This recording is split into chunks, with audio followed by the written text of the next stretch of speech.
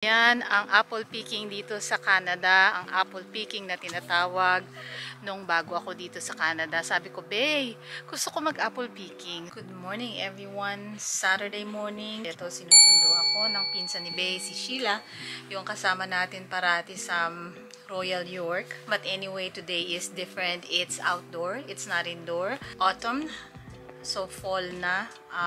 Ito na yung mga last hurrah para mag-apple picking tayo. So, nung bagong dating kami dito sa Canada, ito yung una kong sinabi kay Bae na gusto kong gawin. Gusto kong mag-apple picking kasi 'di ba very North American yun. For the second time after 16 years in Canada, mag-apple picking ulit ako kasama ang mga kamag-anakan. At ipapakita namin sa inyo kung ano ang kaganapan sa mga apple picking farms. Paalis na kami. Diyan lang naman, malapit lang, 30 minutes. It's a farm. Kaya samahan nyo kami.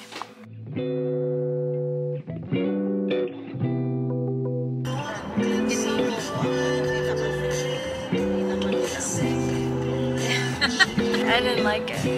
Hello everyone, nakarating na kami sa aming destinasyon. Pagkakana nito. So ganito mga kaganapan.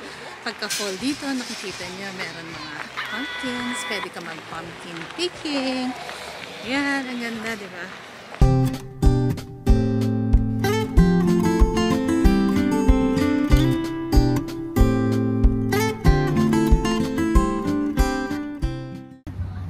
Ang ganda din, oh. Yan, oh. Kuha ka ng pumpkin mamaya, ah. Bulok-bulok. The entrance on the left side, mga walk-in dyan. Pero nag-online booking kami, kaya dito kami pupunta sa online booking. So, ayan daw yung mga available na apples for today. Ayan. Hi, Benny. Ayan, nandito kami sa apple picking. Actually, it's not just apple picking. There's also corn maze. There's different activities going on. There's concerts. Dogs are allowed most of all. I feel bad that I didn't bring Luna and Lily, but they're gonna be wild anyway. So it's a big place with different activities going on. And we're just waiting for our turn to do apple picking here at Pingles Farm. Ayan, nag-aaway-aaway na yung mga aso.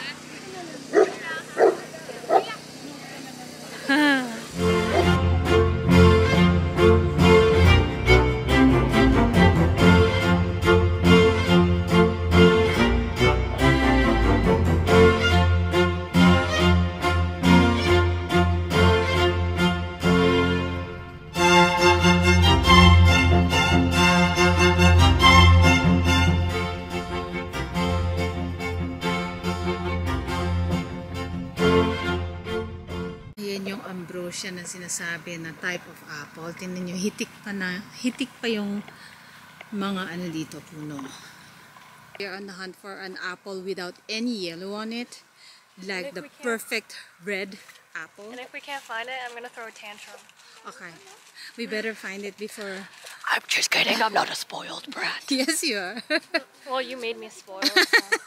Hi, Sheila. Ilan na yung napipik mo? Ito pa lang. Ito na sa'yo. Ito, lesson to. Ito, papakita namin sa inyo kung paano nagpipik ng apple talaga. Ito. Okay. Medyo ikot mo siya.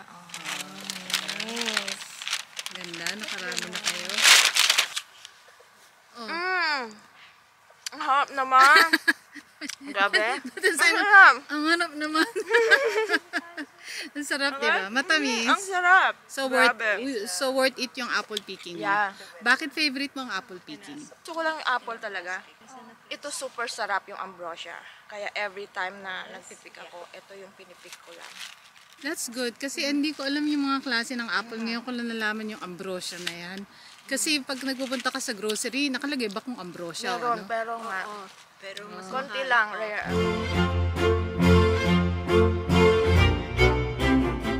Pwede kami magtaguan dito ni Bae. Hindi niya ako makikita. Ito Empire daw. Ayan. Ganda ng araw. Yung iba-ibang mga klase ng apples. So, pupunta kami dun sa, yan pala yung sinasabi nila, honey crisp. Honey crisp na apple. Actually, yung ambrosia na tikman ko, ang tamis talaga niya. So, siguro, Titikim ako ng Honey Crisp. Honey Crisp. Honey Crisp apple. Alam mo, for the sake of information, titikman ko ang Honey Crisp so I can compare it with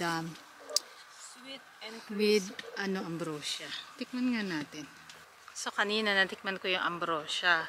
Titikman ko naman yung Honey Crisp kung anong kaibahan ng lasa dahil talagang hindi ko alam ang kaibahan ng mga apples. Alam ko pag apple lang. May hint of asim, kaya mas gusto ko yung ambrosia. Yung ambrosia talaga sobrang tamis. So, laki niya na. Yeah. Hindi mo yung nakuha ko. Ang liit naman kasi baka hilaw pa. Mga kababayan, ito ang tinatawag na apple picking. Ganyan ang senaryo, ganyan ang ginagawa. Pwede kang kumain along the way. Bonding with the family na rin yan. Tapos, ang gandang mag-take ng pictures dito kasi ang ganda ng apples. Pulang-pula talaga sa pictures. Tapos, pwede ka pang kumain. Diba? Tingnan natin kung ano meron dito habang kumakain ako ng Honey Crisp. Lawak, oh. Lawak. Mansanas. Hindi ko alam kung ano yan. Ayan na, nakarami na sila. So ayan, ang apple picking dito sa Canada, ang apple picking na tinatawag. Pwede kayong magpunta ng pamilya ninyo, mga kaibigan. Actually, merong mga ginagawang events dito. Meron din mga field trips. Ayan, kasi it's quite an experience, especially nung bago ako dito sa Canada. Sabi ko, "Bae, gusto ko mag-apple picking." So, yun talagang isa sa mga unang ginawa namin dito sa Canada is apple picking. Kasi it's like, it's very North American. It's very... It was in Arcadian where I saw the constellations.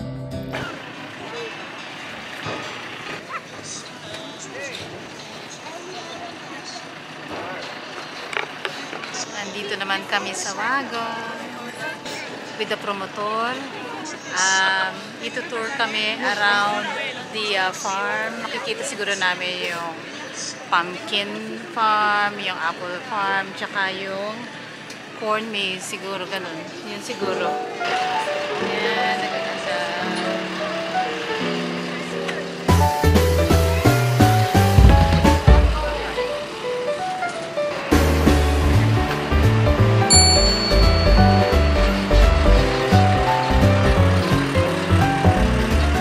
This is exciting.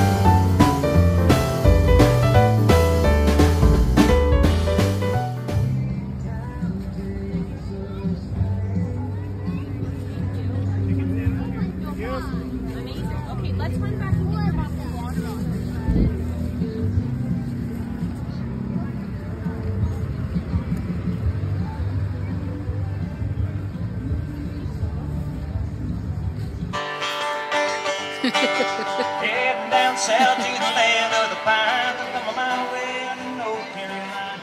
Making my way. Uwi na kami.